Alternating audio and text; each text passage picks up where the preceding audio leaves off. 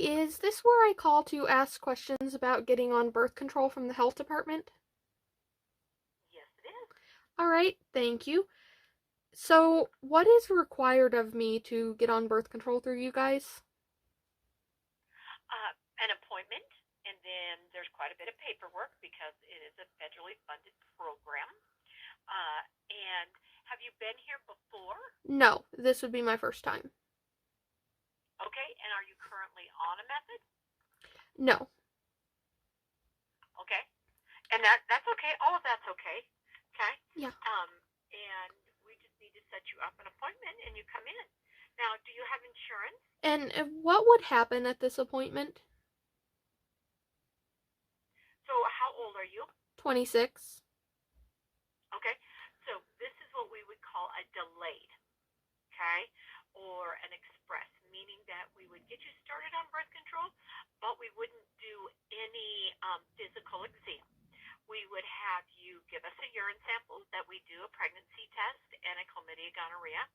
We do your height, weight, and blood pressure and go through your medical history. Okay. And, like, after that initial express exam thing, would I have to Uh-huh. come back in and get, like, more exams? You well, that's not an exam, okay? That's just a visit. But Okay. yes, you would be required to come back in. One typically women get 3 months worth of birth control at that first visit, and then before they finish with their 3 months, they come back in and do what we call an annual exam. Not every woman needs to have a physical exam, depending upon the situation. If you've had a PAP already, if you've already had an exam within the last year, then you don't necessarily need to have an exam. And is the exam required? It yes, in so why would you not want an exam if you've never had one? It's kind of a personal reason. Okay, okay. Um, well, I would say you probably because we have our guidelines, you might want to talk with a physician about that, giving you birth control at 26 without ever having had a pap smear done. Because guidelines say a young woman should have one uh, at 21 and then every 3 years. Okay, but what if I just decided I'd rather avoid the exam and just take that risk? Well, that's where you wouldn't be able to do that through our department. Okay, that's why I think that you maybe if you found a personal provider, they may be able to do that for you. So, say um, people who don't have insurance, we usually tell them that River Valley is a good place to go. That way, you could have a personal provider, and it's on a sliding scale fee. Okay. So Okay, so that basically might be an basically the pap smear is required from you guys. it is. Yes, it is, hon. At your age, yes. If you were under 21, no. But because you're over 21, yes. I guess I'm still a bit confused about this because I actually did Are quite you? a bit of research on this prior to calling, and everybody else, including like really reputable organizations like the American College of Obstetrics and Gynecology, says there is no reason to require a pap smear to prescribe birth control. So, hon, why don't you go online and buy it?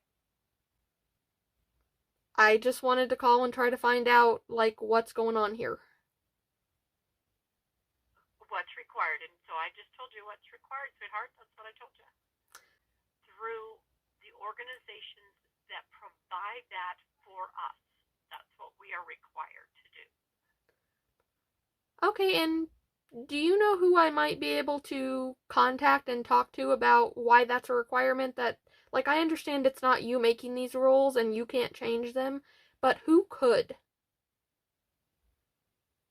That I don't know because we have several organizations that get Okay.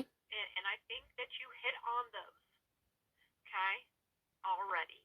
And if they're saying it's not, but that's not in our it's not in our policies that is written by those organizations.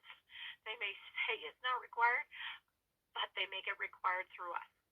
Oh, okay. If that That's honestly pretty if that stupid, but thank you for the information anyway. well, I'm just saying Oh, I that understand. I you understand it's know not your fault. yeah, yeah. But there are ways to avoid it. Yes. But you take risks again. Okay? Yeah. You take risks again, and people do it all the time.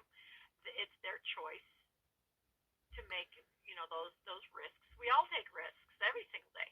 We do. Do I want to get in a car and possibly getting in a wreck?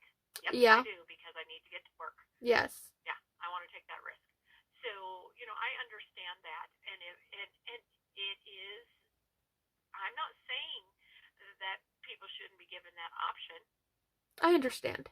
but I'm telling you what our organization says. Yes. Okay. Well, thank you And I even gave you some anyways. yeah, I even gave you some options You did. that don't require it. Yes. Okay? All right. Well, thank you anyway. You're welcome. Bye-bye. Bye-bye.